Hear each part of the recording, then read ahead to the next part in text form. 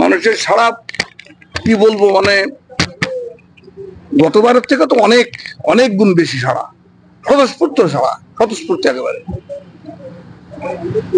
তো একদিকে যেমন শাসক দলের প্রার্থীরা রয়েছে, অপরদিকে রয়েছে বিজেপি, সেই ক্ষেত্রে দাঁড়িয়ে লড়াইটা কতটা কঠিন বলে মনে হচ্ছে? লড়াই মাত্রই কঠিন এটা আমরা জানি, কিন্তু ঘটনা হচ্ছে কোনো দল না, ওরা দুটো আলাদা দল না, ওরা দুটো একটাই দল। ওরা ওদের সঙ্গে গটাপ করে সেটিং করে রাজনীতি করছে। কে বিজেপি শুভেন্দু, কে কোন দলে, সব্যসাচী কোন দলে, এই মুকুটমণি অধিকারী গেল এ কোন দলে, কে কোন দলে ওরা নিজেরাই জানে না। মুকুল রায় কোন দলে ওরা নিজেরাই জানে না, রাজীব ব্যানার্জি কোন দলে ওরা নিজেরাই জানে না। একই দল, গটাপ বিজেমূল দল।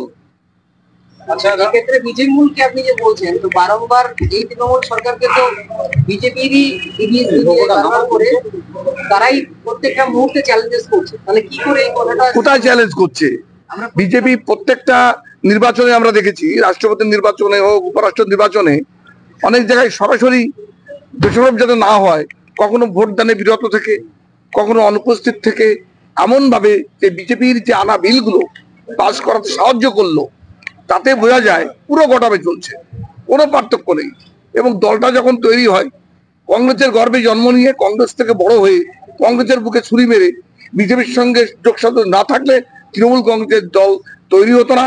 তার কারণ ওই যে ফুল সিম্বল, ফুল বিজেপিরও ফুল সিম্বল, ওই সিম্বল নেওয়ার সময় নির্বাচন কমিশনের কাছে বিজেপির পক্ষ থেকে এনওসি দিতে হয়েছিল যে আমাদের কোনো অবজেকশন নেই, তাই ওই সিম্বল জন্ম থেকেই ওরা ওদের সঙ্গে আঘাত।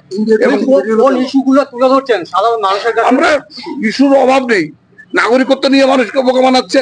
স্বাধীনতার পর থেকে যত মানুষ এসছে ওপার থেকে, অনেকে পাসপোর্টে এসছে, অনেকে জঙ্গল পেরিয়ে এসছে, নাগরিকত্ব, ভোটার কার্ড, আধার কার্ড, রেশন কার্ড কারো বাকি নেই, কাস্ট সার্টিফিকেট থেকে শুরু করে চাকরি বাকরি কারো বাকি নেই।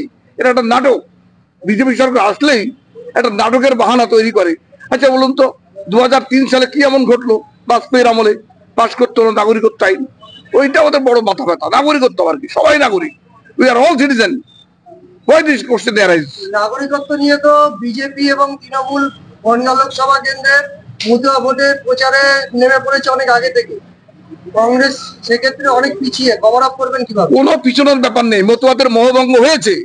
ওরা জানে আমাদের ধর্ম আফিং মাথার মধ্যে ঢুকিয়ে দিয়ে এরা রাজনীতি করছে।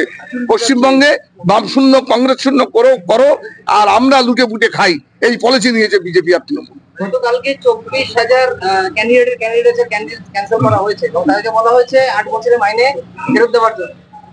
এক্ষেত্রে দেখা যাচ্ছে 19,000 তো মেধাভিত্তিক ক্যান্ডিডেটও ছিল, তাহলে সেই ক্ষেত্রে আগামী দিনে এদের ভবিষ্যৎ কি বা সেটা কিভাবে আপনারা দেখছেন? ওদের ভবিষ্যৎ দিয়ে গেলে বলতে গেলে তো অনেক কথা বলতে হয়, কারণ আমি মনে করি দুর্নীতির মাধ্যমে নিযুক্ত হলেও সবাই যে মেধাহীন তা না, অনেক যোগ্যতা সম্পন্ন ছাত্ররাও ছিল, কিন্তু ঘটনা সেটা নয়।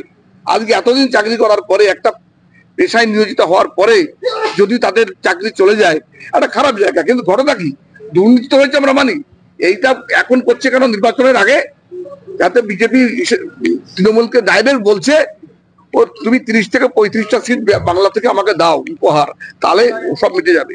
30টা সিট উপহার দেবে দিদিমণি, ওসব কেস হাইকোর্টের রায়টা সব মিটে যাবে। তাহলে আপনি বলছেন যে বিজেপি এবং তৃণমূল একটা খেলা চলছে? অবশ্যই খেলা।